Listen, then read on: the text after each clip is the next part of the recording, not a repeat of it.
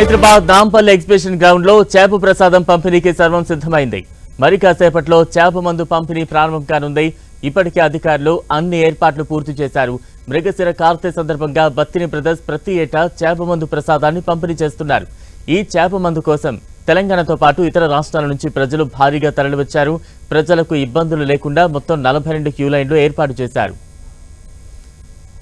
ఇక చేప ప్రసాదం పంపిణీకి సంబంధించి మరింత అప్డేట్స్ అందించేందుకు మా ప్రతినిధి రాముడు సిద్ధంగా ఉన్నారు. రాముడు,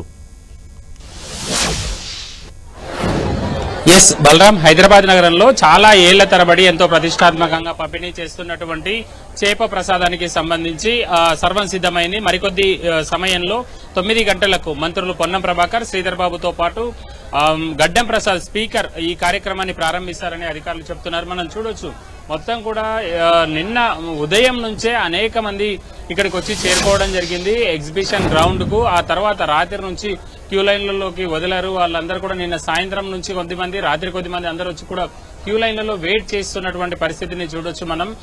వేలాదిగా తరలి వచ్చారు, వివిధ ప్రాంతాల నుంచి వేలాదిగా పబ్లిక్ ఇక్కడికి తరలి వచ్చి చేప ప్రసాదం కోసం వీళ్ళు ఇక్కడికి వచ్చినటువంటి పరిస్థితిని మనం చూడొచ్చు. ప్రధానంగా మీరు ఎక్కడి నుంచి వచ్చారు, ఎప్పుడొచ్చారు ఇక్కడికి? సార్ నేను మాది యాప్రాల్ బాలయ్యనగర్ అండి. నేను నిన్న 4 గంటలకు వచ్చాను. 4 గంటలకు వచ్చి ఇక్కడ నిల్చున్నాను.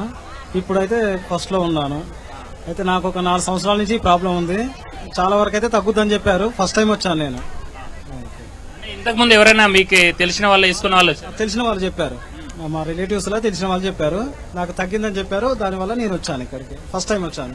మనం చూడొచ్చు, ఫస్ట్ టైం వచ్చిన వాళ్ళు కొంతమంది ఉండగా మరికొంతమంది గతంలో వేసుకున్న వాళ్ళు కూడా ఇక్కడికి రావడం జరిగింది. ఇక్కడికి వచ్చిన తర్వాత ఈ క్యూ లైన్లలో ఇక్కడ లోపలికి వచ్చిన తర్వాత మనం చూడొచ్చు, ఒకటొకటిగా ఇక్కడ ఉండేటువంటి ఏర్పాట్లు మొత్తం కూడా మనం చూస్తే ఒకసారి వాటర్ ఉంటాయి, ఆ తర్వాత చేప పిల్లలు ఉంటాయి, అందులోంచి తీసుకొని ఇమ్మీడియట్లీగా వాళ్ళు వేస్తారు. మత్స్యశాఖకు